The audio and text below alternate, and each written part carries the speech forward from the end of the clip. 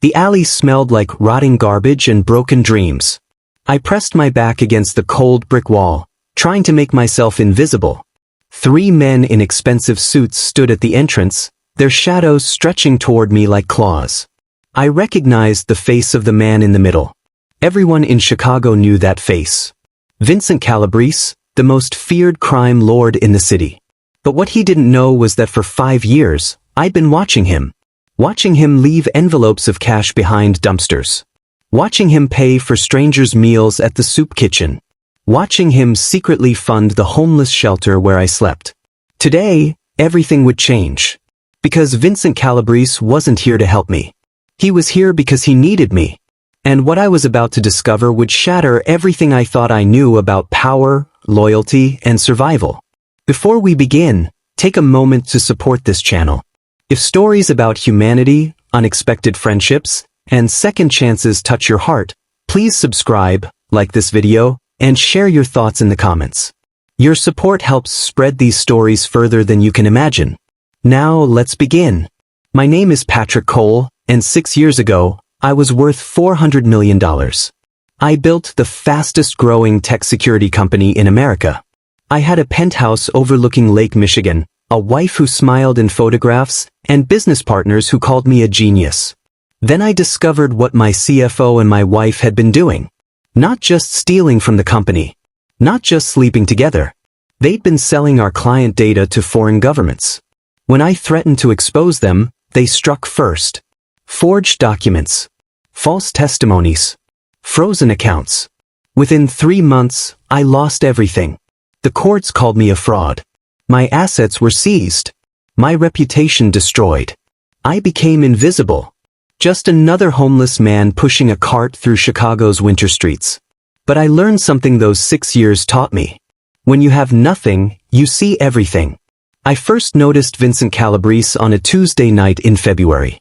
I was digging through the dumpster behind Marco's Italian restaurant, looking for anything edible. That's when I saw him. Tall, silver-haired, wearing a coat that probably cost more than most people's cars. He walked past me like I didn't exist. Then he stopped, reached into his pocket, pulled out a white envelope. He looked around, making sure no one was watching. Then he tucked the envelope behind the dumpster and walked away. Curiosity won. I grabbed the envelope. Inside was $500 in cash. No note. No explanation. Just money. I stood there, shaking. $500 meant food for weeks. A warm bed. New shoes. But something felt wrong. Men like Vincent Calabrese didn't just give away money. They invested. And I needed to know why. Over the next 2 years, I studied him. Every Tuesday night, same routine. Different locations. Sometimes behind restaurants. Sometimes near bus stops. Sometimes in parks. Always an envelope. Always cash. Always for people who looked like me. Broken. Forgotten. Invisible. I followed him carefully, staying in the shadows. I watched him meet with dangerous men in expensive cars. I saw bodyguards clear rooms before he entered. I heard whispers about his empire. Drugs, gambling, protection rackets. Vincent Calabrese built his fortune on fear. But every Tuesday, he became someone different. Someone who left money for strangers. Someone who paid heating bills at homeless shelters. Someone who funded free meals at soup kitchens. It didn't make sense. A man who destroyed lives by day couldn't be saving them by night.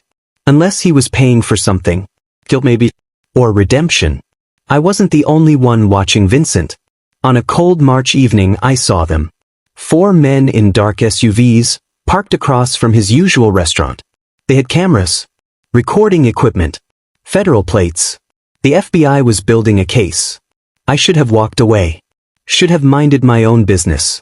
But something stopped me. Maybe it was gratitude. Maybe it was curiosity. Maybe I just wanted to matter again. That night, I did something insane. I left a note under his windshield wiper. 3 words. They're watching you. I didn't sign it. Didn't explain. Just walked back into the shadows and waited. The next Tuesday, Vincent didn't come. The Tuesday after that, nothing. I thought I'd scared him away. Then, 3 weeks later, I found an envelope where I slept. Inside was $1,000 and a note. Meet me. Pier 17. Midnight. Come alone. I almost didn't go. Meeting a mafia boss alone at midnight was a good way to end up in Lake Michigan. But curiosity killed more than cats. It killed common sense too. Pier 17 was abandoned. Broken wood. Rusted metal. The smell of dead fish and oil. Vincent stood at the edge, staring at the water. 2 bodyguards flanked him like statues. He didn't turn when I approached. You're either very brave or very stupid, he said. His voice was calm. Cold. I just thought you should know, I replied. He turned slowly. His eyes were dark, empty, like looking into a well with no bottom. Who are you? Nobody important. Nobody important doesn't risk his life to warn a stranger. He stepped closer. I could smell expensive cologne mixed with cigar smoke. What do you want? Money? Protection? A job? Nothing, I said honestly. Then why help me? I looked at his face. Really looked. Behind the expensive suit and the cold eyes, I saw something familiar. Exhaustion. The kind that comes from carrying too much weight for too long. Because you helped me, I said. Every Tuesday. For 2 years.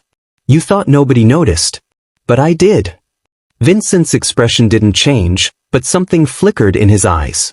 Surprise, maybe? Or recognition. What's your name? He asked. Patrick Cole. The Patrick Cole? Tech billionaire turned homeless fraud. The word stung, but I nodded. That was me.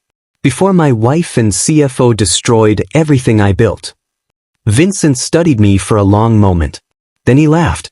Not a warm laugh. A bitter one. Life's funny. I built my empire hurting people. You built yours helping them. Yet here we are. Both broken. Both invisible.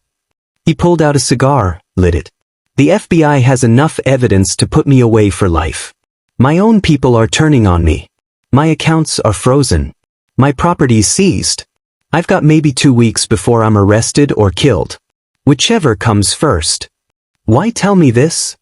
Because you saw me, Vincent said. Really saw me. Not the monster. Not the crime lord. The man who tries to balance the scales every Tuesday night. He took a long drag from his cigar. I need somewhere to hide. Somewhere they'd never think to look. And you're going to help me. I should have laughed. Should have walked away. But something in his voice stopped me. Desperation. Real, raw desperation. You want to hide with homeless people? I asked. Exactly. Vincent flicked ash into the water. The FBI is watching my properties. My associates are marked. Every safe house is compromised. But nobody watches the invisible. Nobody looks twice at homeless men sleeping in alleys. That's insane. That's survival. He turned to face me fully. I'll pay you. Whatever you want. Name your price. I don't want your money, I said. The word surprised even me. Then what do you want? I thought about that. 6 years on the streets. 6 years of being nothing. Nobody. Invisible. I want to know why, I said. Why you give money to strangers. Why a man who destroys lives tries to save them every Tuesday. Vincent was quiet for a long time. Then he nodded. Help me survive the next month.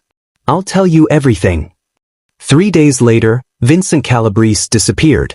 The news said he'd fled the country. The FBI said he was in hiding. His enemies said he was already dead. None of them knew he was sleeping in a cardboard box under the Roosevelt Bridge. I watched him struggle with everything. The cold. The hunger. The smell. The fear of being recognized. How did you do this for 6 years? He asked one night, his voice shaking. You don't have a choice, I said. You adapt or you die. I taught him the rules of the street. Where to find food.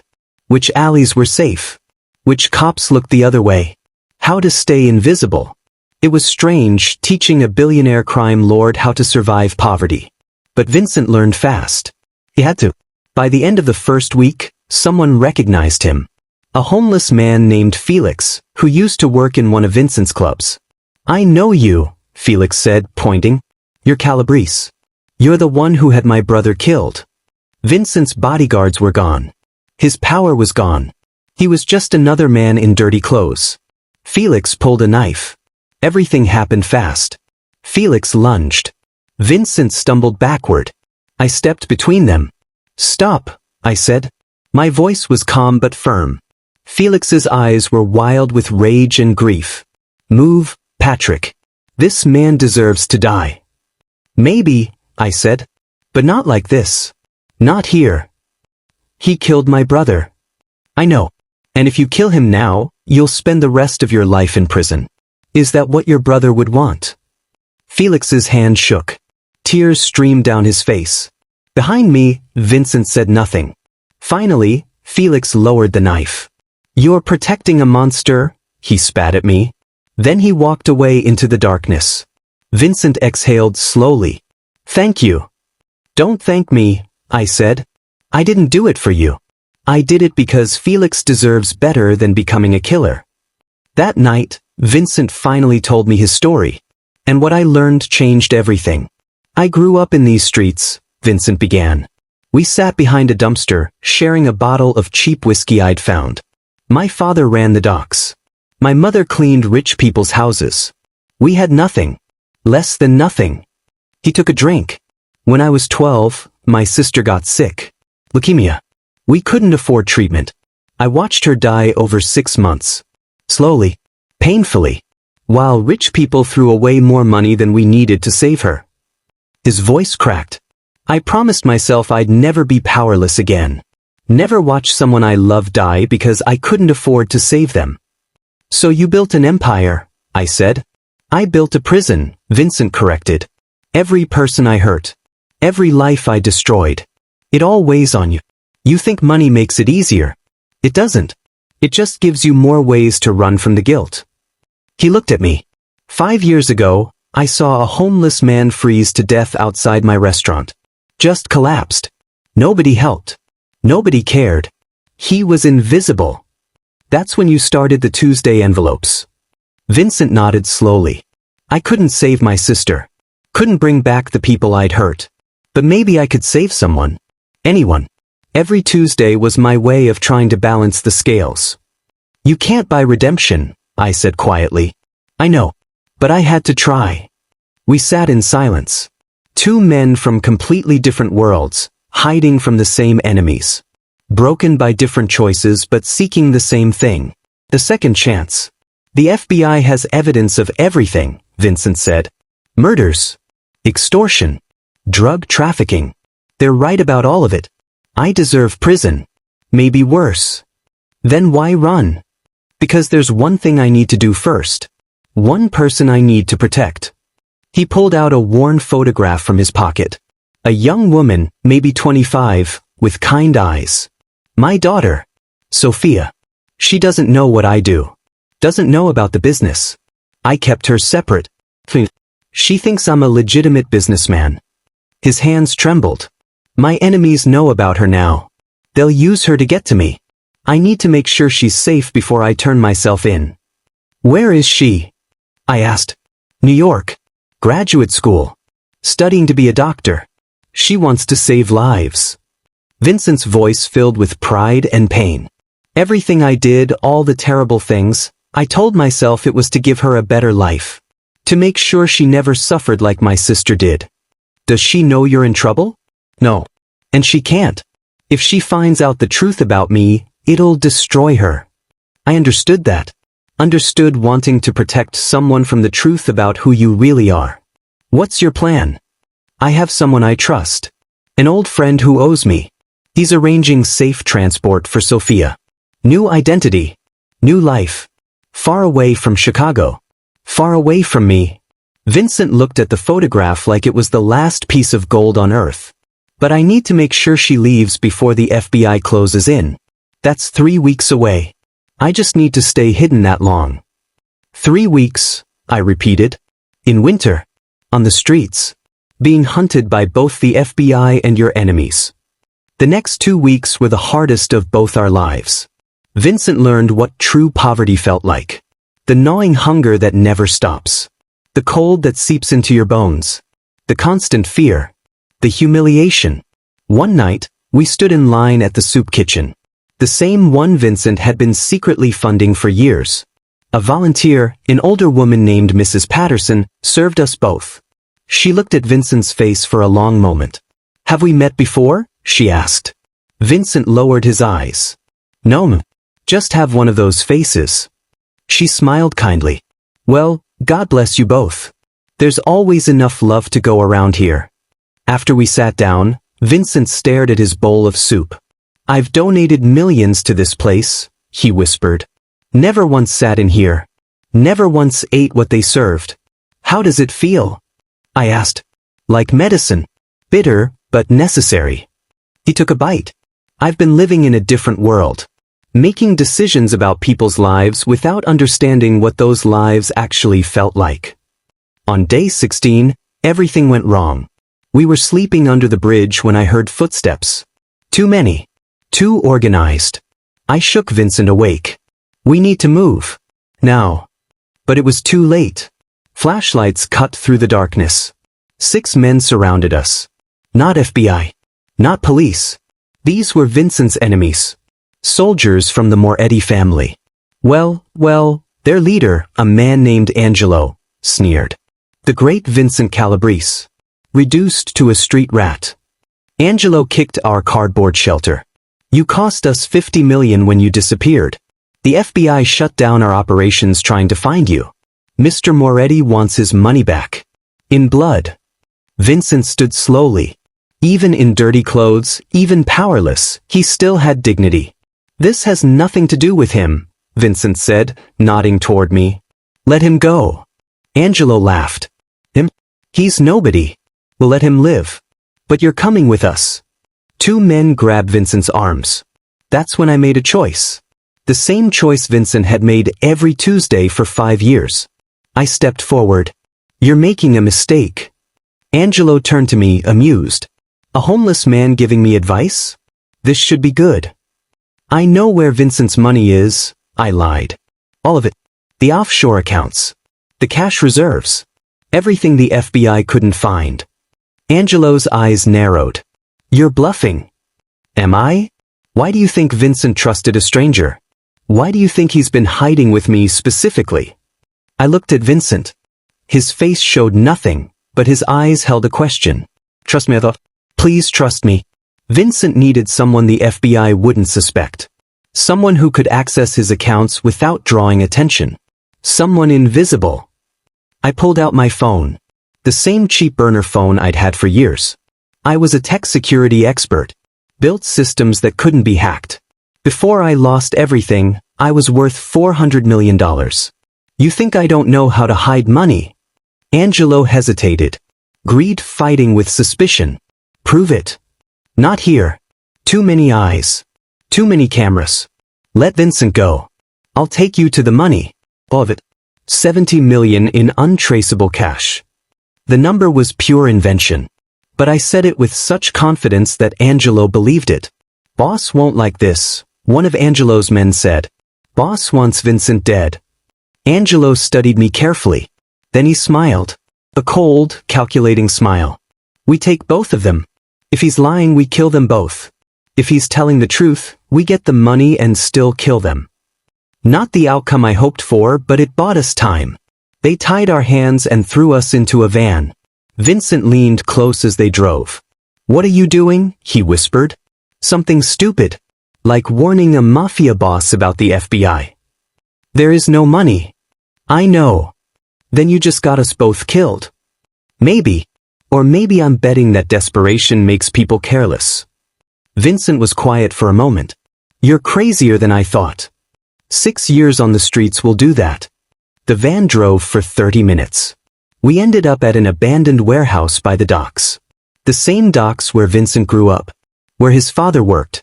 Where his sister died. Ironic. Angelo shoved us inside. The space was huge. Empty. Cold. Perfect for murder. "Show me the money," Angelo demanded. I looked around the warehouse, buying time. My mind raced. I had no plan. No backup. Nothing except the knowledge that desperate men make mistakes. "It's not here," I said. "Then where?" Angelo pulled out a gun. "I'm losing patience." "A storage unit." 3 miles from here. Unit 247. The code is 8-4-7-2. Pure fiction. But I said it like I'd been there 100 times. Angelo sent 2 men to check. We waited in silence. Vincent beside me. 6 armed men around us. No escape. No hope. Just time ticking away. How's your daughter? I asked Vincent quietly. He looked at me, surprised. Safe. She left for Seattle 2 days ago. New name. New life. She's free. Then you succeeded. At what? Saving someone you love. Vincent's eyes filled with something I hadn't seen before. Thank you, Patrick. For everything. Angelo's phone rang. He answered, listened, then his face darkened. There's no Unit 247. You played me. He raised the gun, pointing it at my head. That's when the warehouse doors exploded open. FBI agents flooded the building. 20, 30, maybe more. Shouting. Weapons drawn. Chaos. Angelo and his men scattered. Gunshots echoed. Vincent grabbed my arm, pulling me behind a concrete pillar. What did you do? He shouted over the noise. I texted the FBI our location before they took my phone. Told them Angelo Moretti's men were here. That's why I stalled. You called the FBI? Are you insane? Probably. Bullets ricocheted off metal. Men screamed. The warehouse turned into a war zone. But I noticed something. The FBI wasn't shooting at us. They were focused on Angelo's crew. They don't know you're here, I realized. They think you fled the country. This whole raid is about the Moretti family. Vincent stared at me. You set them up. Used them to save us. Like I said, desperate men make mistakes. We stayed hidden as the gunfight ended. FBI agents arrested what was left of Angelo's crew. Then, slowly the warehouse emptied. We waited. Silent. Invisible. Finally, one agent remained. A woman. She walked toward our hiding spot. You can come out now, Mr. Cole. My blood froze. Vincent tensed beside me. The agent stood there, calm and patient. I know you're here. I know he's with you. I stepped out slowly, hands raised. Vincent followed. The agent was in her 40s. Sharp eyes. Professional. Her badge read Agent Williams. Patrick Cole, she said. Former tech billionaire. Framed by your wife and CFO 6 years ago. That case was closed, I said carefully. It was reopened 3 months ago. New evidence came to light. Your wife tried to sell classified data to another country. Got caught. Started talking to save herself. Admitted to framing you. My legs nearly gave out. What? You're no longer wanted for fraud. Your name is cleared. Your assets are being restored. Agent Williams turned to Vincent. Vincent Calabrese. We've been watching you for 5 years. Building a case. Then you vanished. I'm not running anymore, Vincent said quietly. I know. Because your daughter is safe. Vincent's eyes widened. Agent Williams smiled slightly. You think we didn't know about Sophia? We've had agents protecting her since the started. Making sure your enemies couldn't touch her. Why? Vincent asked. His voice broke. Why protect her? Because despite everything you've done, you're not completely heartless. Those Tuesday envelopes. The soup kitchen donations. The shelter funding. We documented all of it. Agent Williams pulled out a folder. You've saved 47 people from freezing to death. Funded medical care for 63 homeless individuals. Paid for job training programs that helped 200 people get off the streets. She looked at Vincent. You're still going to prison. The evidence against you is overwhelming. But the prosecutor is willing to consider your cooperation and your charitable acts during sentencing. What's the offer? 15 years. You'd be eligible for parole in 10. Your daughter stays protected. Your illegal assets are seized, but your charitable foundations continue operating. Vincent looked at me, then back at Agent Williams. And Patrick. Mr. Cole is free to go. His property, his accounts, everything will be returned. He'll also receive compensation for wrongful imprisonment and defamation.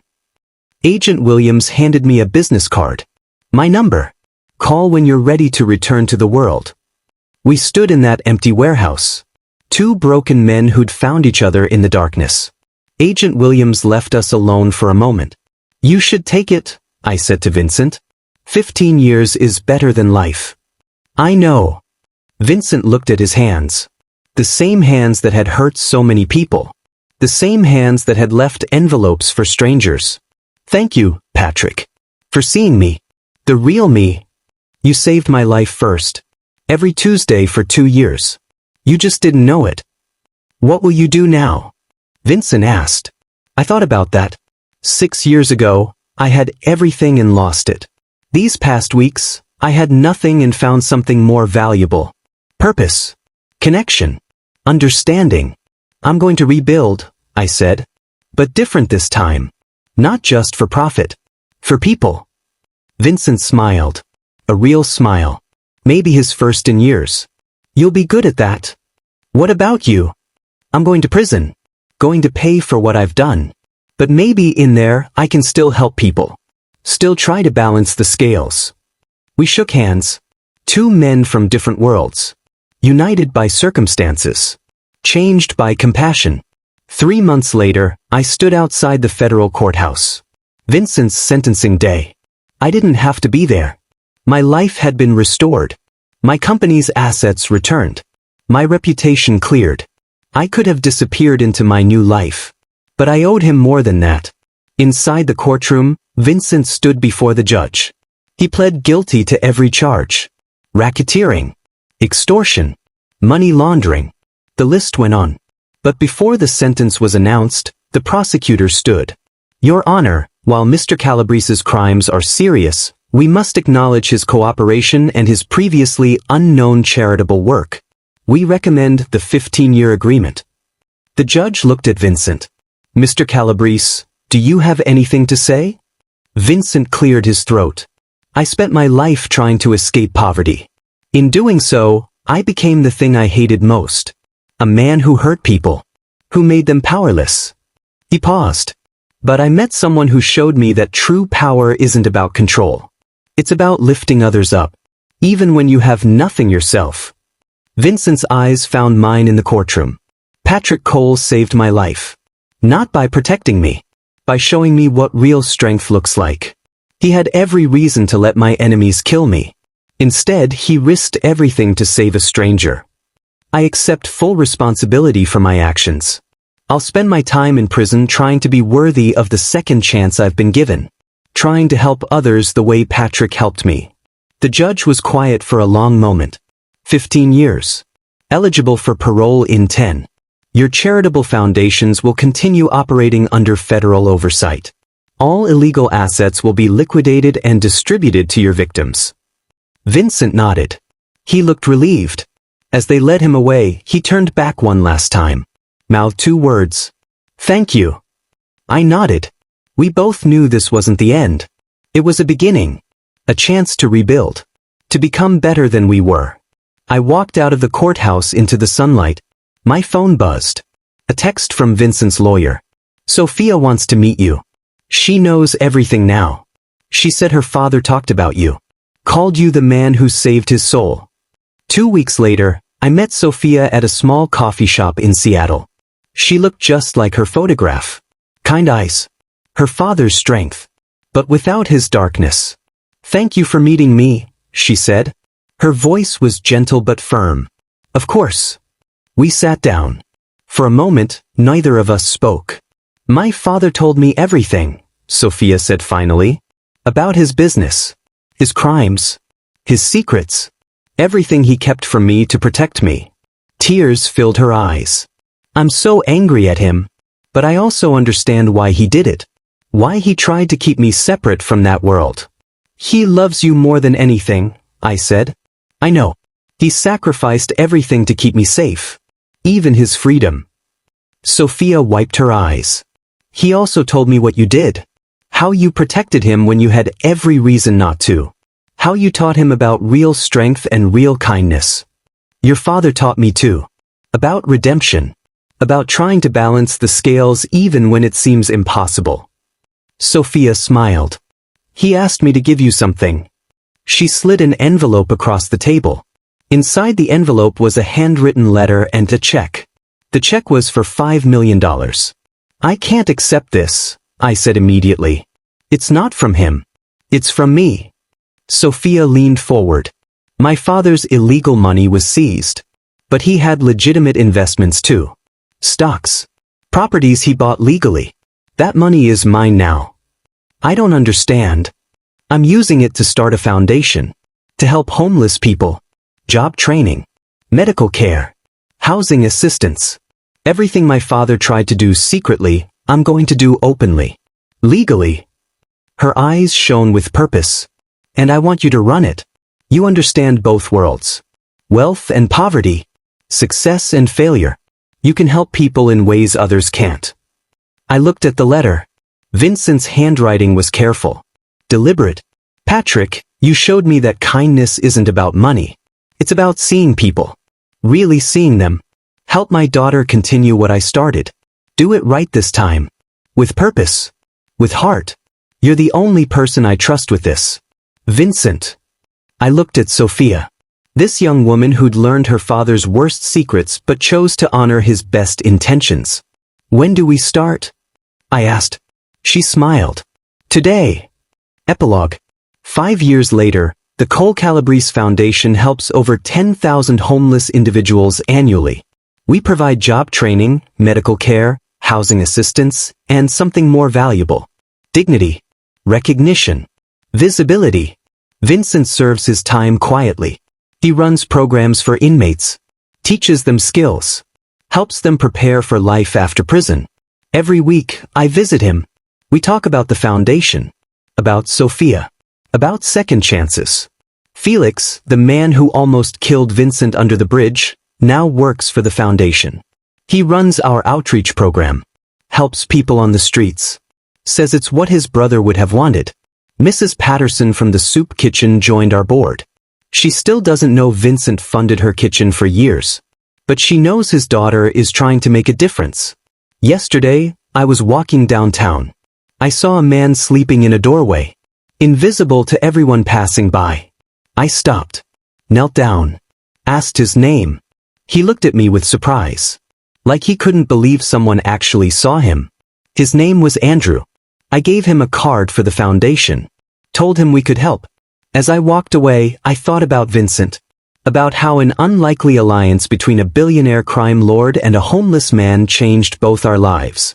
About how the most powerful act isn't building empires. It's seeing people who've been made invisible. Really seeing them. Because sometimes salvation doesn't come from power or money. It comes from kindness. From second chances. From the most unlikely alliances born in the darkest moments. And that's worth more than any empire built on fear. That's worth everything. The end. If you believe that second chances and unexpected friendships can change the world, subscribe to this channel for more stories that prove redemption is always possible. Share your thoughts in the comments. Your support means everything.